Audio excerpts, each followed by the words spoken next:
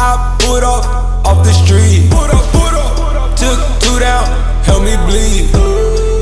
Hey, when I'm in that mode, I should pull up. That's too easy. Say something to leave, but I'm not good at reaching. I tried that reason. Secret lies, leave alone, then come back on this side. We both have high Euphoria.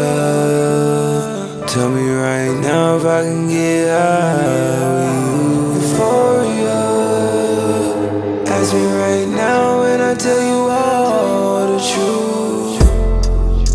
Euphoria. I'm drowning in euphoria.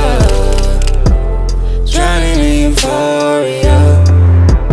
Drowning in euphoria. Seems like I came in time, but I thought I could do better, babe. Think about you every day, just like the diamond you shine. Too many girls in other states, I would've told you anyway. I guess you had enough. I called you 4 times, I guess you mad or what? Me being me, I guess I'm outspoken.